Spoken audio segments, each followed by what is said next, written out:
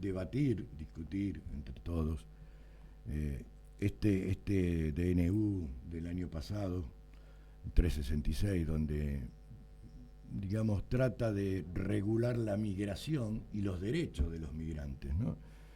Lo hemos visto, todos estos procedimientos que se hacen en los distintos estaciones ferroviarias en la ciudad de Buenos Aires, pidiéndole documentos, bueno, pero ese DNU, aparte de esto, de este ICE de cabotaje, ICE me refiero digamos, a la policía migratoria en Estados Unidos, esta copia de berreta que hacemos acá, tiene un aspecto que tiene que ver con la salud y la educación.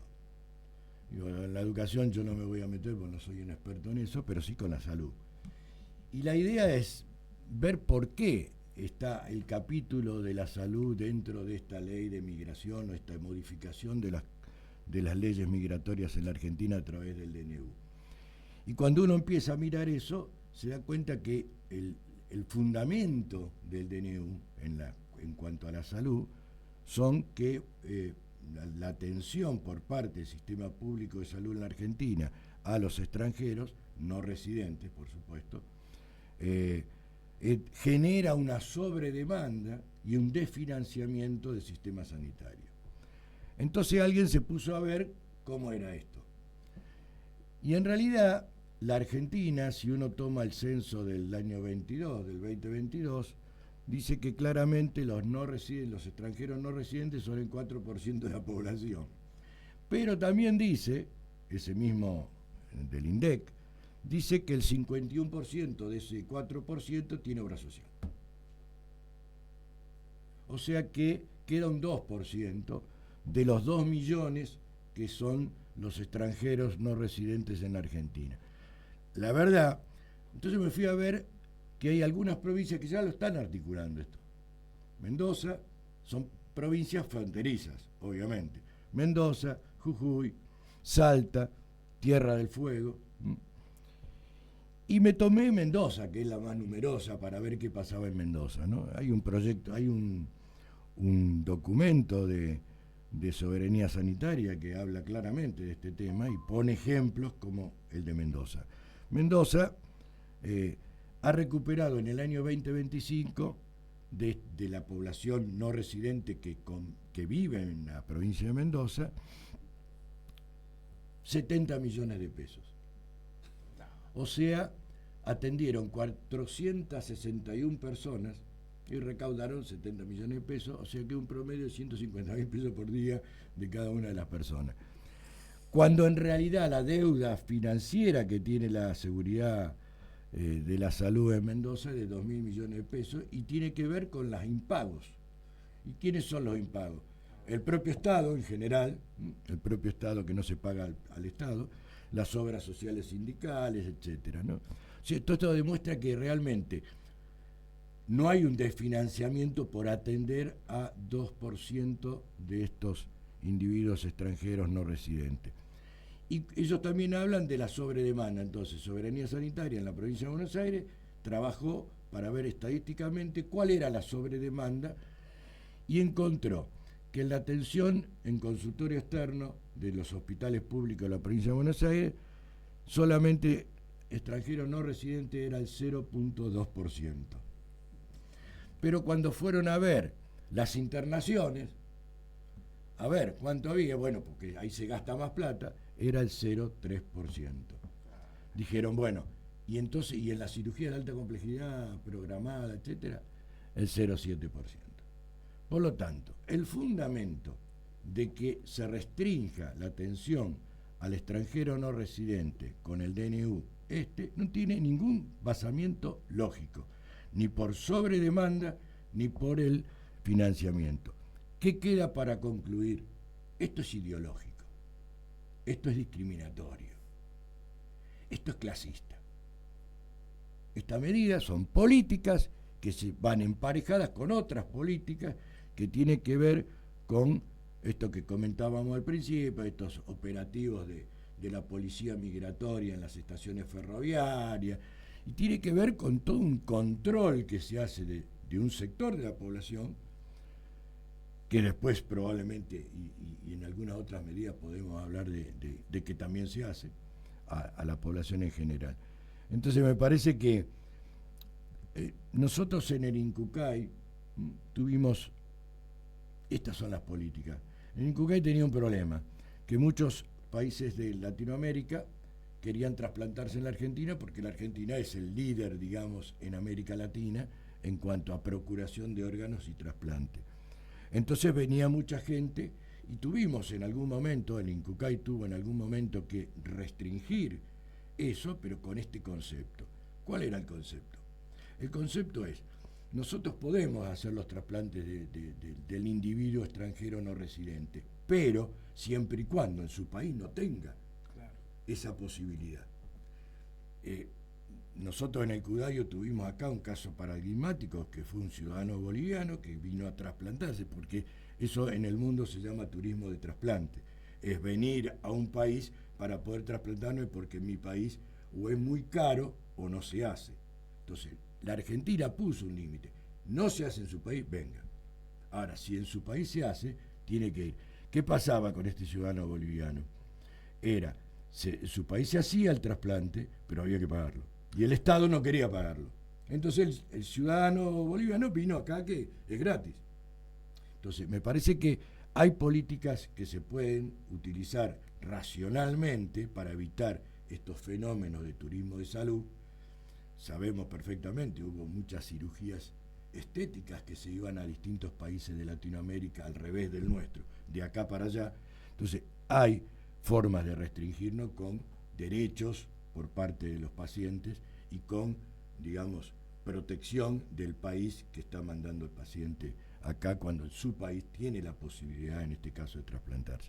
Me parece que no debemos dejar de pensar de que esto tiene otra razón, que no es ni la sobredemanda ni el desfinanciamiento y digamos, la Argentina, que en estos días del Mundial, y hablábamos del trapo y hablábamos de muchas cosas, que la Argentina accedió a que muchos inmigrantes construyeran prácticamente en la era moderna un país diferente que es la Argentina.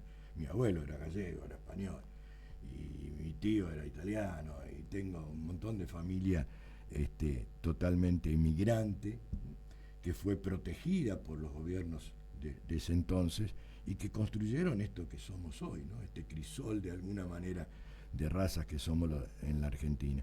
Así que me parece que esto con los migrantes de Latinoamérica también debería ser visto de la misma manera, con esa mirada abierta, que bueno, lo dice nuestra Constitución, ¿no es cierto? Sí, curiosamente cuento este pequeño detalle y los escucho a los dos con mucha atención.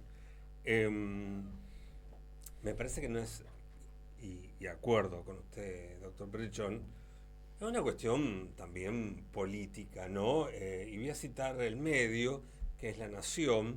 En el programa de Luis Novarecio y posteriores hay un movilero, un periodista internacional, especializado en noticias internacionales, vos lo debes haber visto, Marcelo, seguramente, que vive en Inglaterra. Entonces, cada tanto le preguntan qué pasa con el tema de los inmigrantes en Inglaterra, y el periodista se la pasa explicando que no pasa nada. Claro. Que es ruido para generar malestar. Entonces, ¿me da la sensación a mí o es ruido acá también para generar malestar? No, yo no sé si es ruido. Me parece que es parte de una política global que tiene el gobierno nacional. De marcar situaciones que generan ruido, porque en realidad no existe una sobredemanda en el caso de la salud, ni un desfinanciamiento de los hospitales por parte de los extranjeros no residentes. Entonces me parece que eso va sumado al operativo que se hace en las estaciones de Constitución, sumado a un montón de medidas que se toman en este país, que realmente no tienen ni son. Yo veía el otro día, vos lo debés saber, Marcelo, mejor que yo, todas esas hojas, esa ley de hojarasca que dio de baja un montón de leyes. Bueno, pero cuando uno empieza a ver la ley, había un montón que eran pelotudeces, que en realidad eran dadas de baja de uso, porque no la usaba nadie porque eran antiguas. ¿Qué hicieron? ¿Un digesto jurídico? Pero en el medio de eso te meten las que las que realmente realmente les ellos sí interesa. quieren. Ese es el mecanismo que utilizan. Ese es el mecanismo. Entonces, mientras que estamos hablando de la sobredemanda de los extranjeros, seguramente nos van a meter en el mismo DNU otra cosa. Pero lo que ustedes están hablando y lo que vos decís, Mario, y la conclusión a la que llegaste, en el diario Página 12 de hoy, en el digital, hay una columna de Luciana Bertoia, que habla mucho siempre sobre la materia de derechos humanos y la época de los militares, que se titula así, de la batalla cultural a armar una coalición contra la amenaza de izquierda. El gobierno se sumó a una cruzada de Trump, pero no explica a qué se comprometió. Tiene que ver, 60 países hubo Sí. con esta proclama, que supuestamente tenía por fundamento la lucha contra el terrorismo, pero que después terminó siendo una cuestión que tiene que ver con la batalla cultural. Lo que no cabe duda que este tipo de ideología, vamos a hablar de ideología, no claro, de personas, este tipo de ideología lo que promueve el individualismo. Entonces, doctor, en un gobierno, en una ideología que se promueve el individualismo, no está el humanismo en el centro de la idea de sociedad. Entonces, si vos no tenés plata y no tenés para operarte, morite. Esta es la idea. Sí, está clarísimo, pero...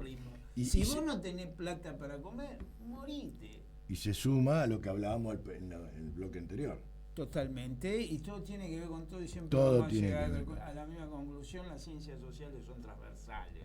Entonces lo que vos hablas para la educación se aplica de la salud se aplica para la educación, se aplica para el trabajo, para el derecho al trabajo, para el trabajo dependiente o autónomo, se aplica para el sistema financiero, se aplica para la economía y se aplica, en definitiva, para beneficiar a los que manejan el poder. Este tipo de idiosincrasia lo que hace es concentrar el crecimiento económico, que en definitiva depende de todos los seres humanos que habitamos este hermoso planeta. El trabajo de soberanía sanitaria termina diciendo van por los derechos humanos, cuando habla de esto. Por eso se habla de antiderecho. Se privilegia el poder. Es darwinismo puro. Sí. Es volver al darwinismo, la supremacía del más fuerte, la ley de la selva. Es espantoso que en el siglo XXI, que estamos hablando de las evoluciones tecnológicas, tengamos que hablar de estos los retrocesos sociales. Y esta corsi de la historia negativa en este caso, pero yo soy optimista. La humanidad va a encontrar el equilibrio. Claro, es una cosa muy interesante que dijiste, Marcelo. A la hora de escribir yo pienso siempre de una manera absolutamente positiva al 100%. Después estamos en el 50, en el 60, en el 40, claro. Pero claro, vos desde el pensamiento, desde lo racional, desde el estudio de la ciencia, los dos supongo piensan en el 100%. Ojalá... Pero por eso es la academia. La academia claro. Lo que hace es proponer soluciones utópicas, si se quiere, para cualquiera que las lee, porque lo que hace es proponer soluciones humanas. Los que estamos en el ámbito de la ciencia social, en definitiva, el doctor, cuando dice, bueno, la medicina tiene que estar al servicio de la salud del ser humano, no de la economía de un país, si le da o no le da el déficit cero. Nosotros somos humanistas, no somos capitalistas. Y ahí está el quid de la cuestión. Se resume todo a eso, en definitiva. Hoy el gran conflicto que tiene la humanidad es capitalismo o humanismo. Y ideológicamente, no le pongamos nombre y apellido. Sin embargo, el título ahí dice armar tienen como un miedo, ¿no? De que se arme una coalición, ¿cómo es el título? Contra la amenaza de la izquierda. ¿Cuáles serían las izquierdas? Porque ellos no son humanistas, son capitalistas. Pero me pregunta, ¿cuáles serían las izquierdas? Bueno, suponiendo, ¿verdad? Volver otra vez a las categorías izquierda y derecha, también a mí, a los que estamos en la academia, nos trae preocupación. Como retroceso, decís. Como retroceso, claro, absolutamente. Absurdo, ¿viste? De izquierda y derecha. Digamos, lo que tenemos que buscar es que el hombre sea el centro de la política. El hombre es el centro de la política. En base a eso genero las políticas para ese hombre. Y cuando las genero para ese hombre, lo estoy generando para una comunidad. Punto. Esa es la verdadera política. Bien, 12:25 en toda la República Argentina. Brisa, si te parece bien, nos vamos a un corte. tanda publicitaria, tema, y enseguida volvemos con más. Ahora, la hora de los grandes, aquí por Radio del Plata 93.5. Comienzo de espacio publicitario. Runa, Centro Integral de Kinesiología y Estética. Urquiza 2034 Rosario. Kinesiología y fisiatría. Posturoterapia y terapias manuales. Estética corporal y facial. Pilates Reforma.